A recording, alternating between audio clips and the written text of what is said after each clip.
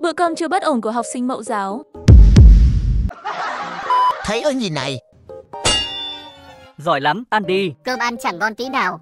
Sao thế Tiểu Khải? Cơm ăn như đấm vào bụng ý. Cơm này đã đủ ngon chưa? Em cũng muốn như vậy, em cũng muốn. Của em đây.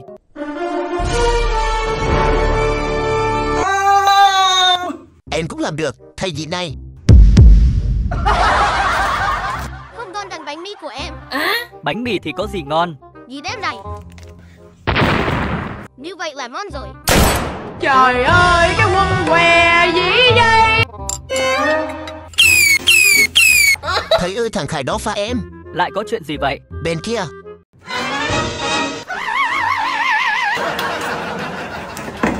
Thầy ơi, thằng Vũ nó cướp đậu của em. Sao em lại lấy đồ ăn của bạn hả? Em sắp xong rồi.